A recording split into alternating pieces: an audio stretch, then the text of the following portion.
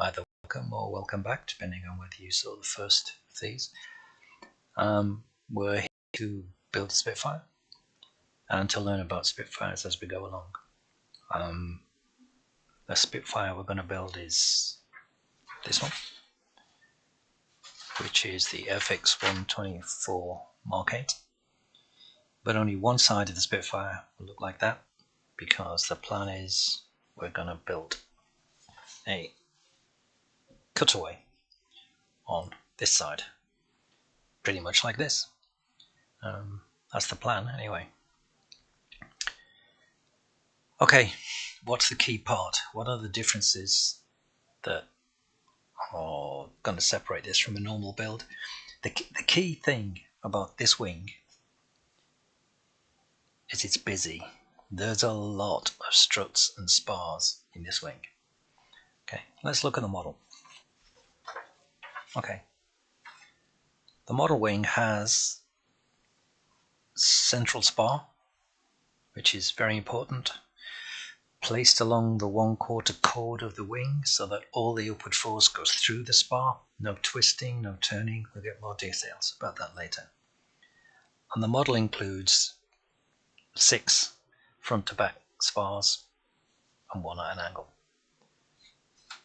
But the plane has far more than 6.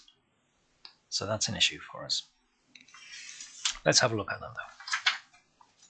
Turn it over so we can see what we're doing. Okay, here is the main spar for the model. That's your Spitfire wing. Okay.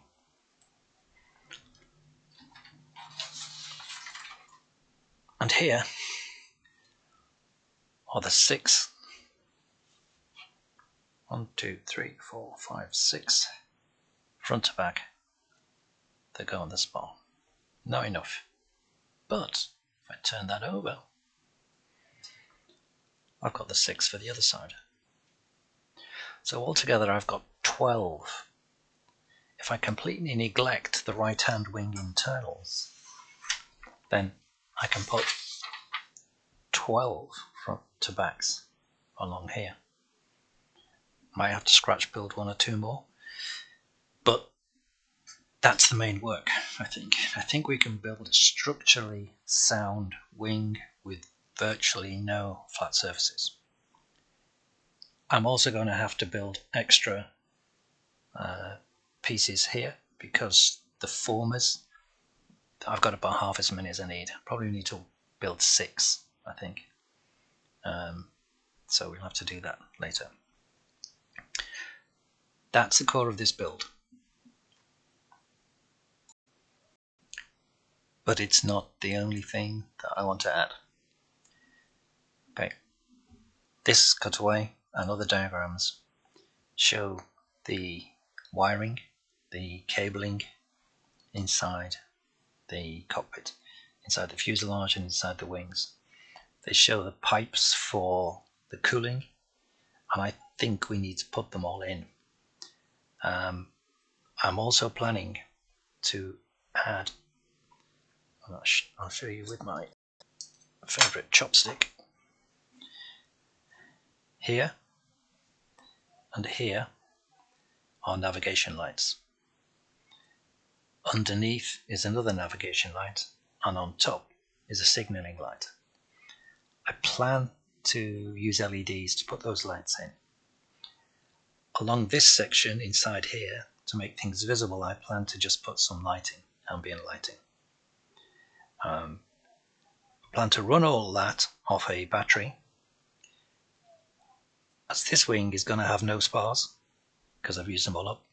I think there's room in there to put a button battery, which can be accessed through the radiator, and the button battery will run bang, bang, bang, bang. It'll run those lights. I will need a switch. I have no idea where to put that switch yet. We'll see at the end, but this is kind of what I'm aiming to do.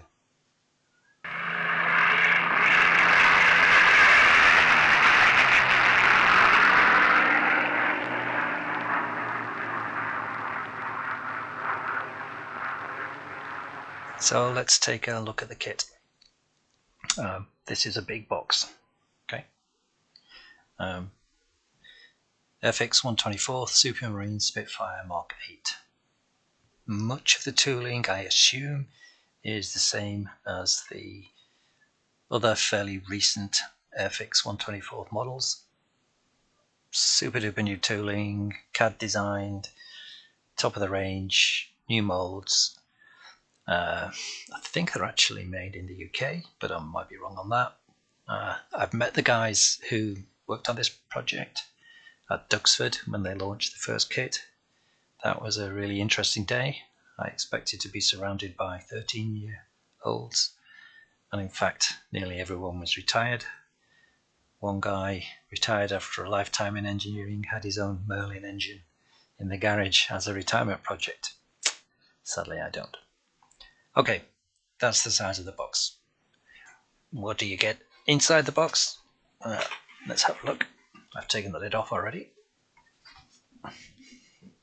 A shed load of pieces. There's the wing spar. It's a thing of beauty. Right. Sprue after sprue after sprue. Labour of love time.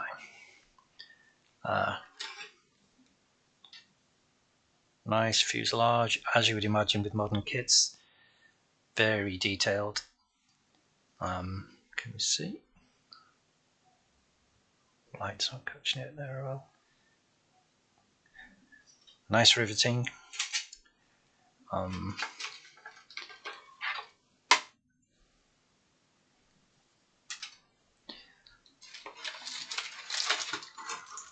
We've got for each of the marking sets, we have a full colour fold out, and on the reverse is a decal plan, idiot proof, although we'll find out later whether this idiot can actually follow them. Separately, we've got the large under wing section. We've got the transparencies, more grey sprues, and the decal sheets, including the shark mouth. I don't know whether I'll do that. One of the challenges in this is going to be putting decals on parts, because if there's so much cutaway there'll be large areas without decal. Not sure how I'll handle that yet at all. Okay, put that back, scrabble it around.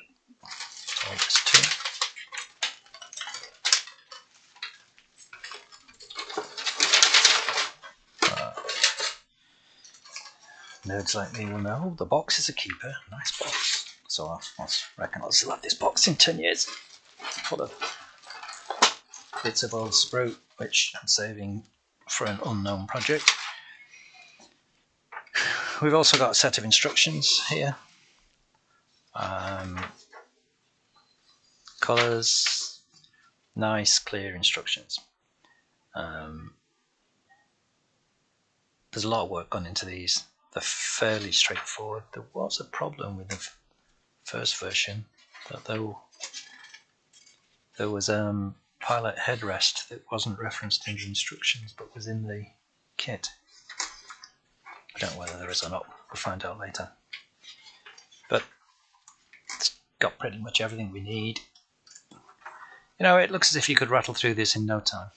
The last model took me 3 years to do, but then I did do a lot of prep and practice, and it wasn't enough. So my painting, I got the engine wrong as well. Don't tell anybody, but it doesn't quite fit. So there's a bit of a nose up attitude to the plane. Okay, put that back in there.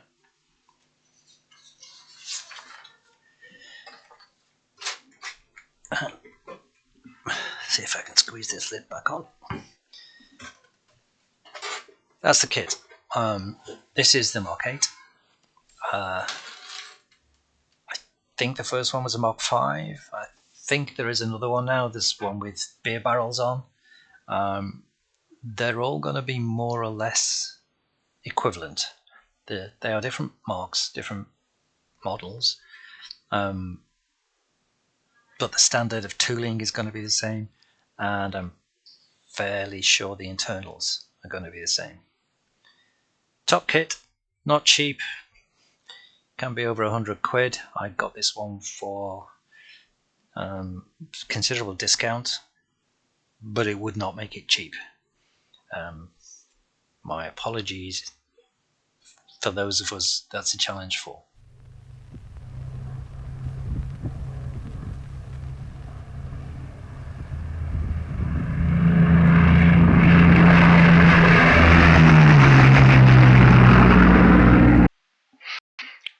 Okay, that's it for today.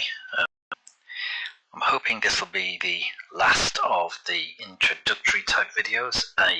There's no building so far. I think I needed to do them to find out how to make these things and to get somewhere close to feeling comfortable, which I don't yet. The next video will be, I think, longer. They will definitely include me making some stuff, and I do plan to head off at tangents so that the hands will carry on making, and the talking and pop-up video might be something else which is connected to what we're doing, but not necessarily connected to what the hands are doing. My grateful thanks to those people who've given me feedback so far. It is most appreciated. I would definitely love people to contribute some content. People know more than me, people make better models than me, people make better videos than me. Thank you very much indeed. Sector Control, this is Spitfire Dad. RTB out.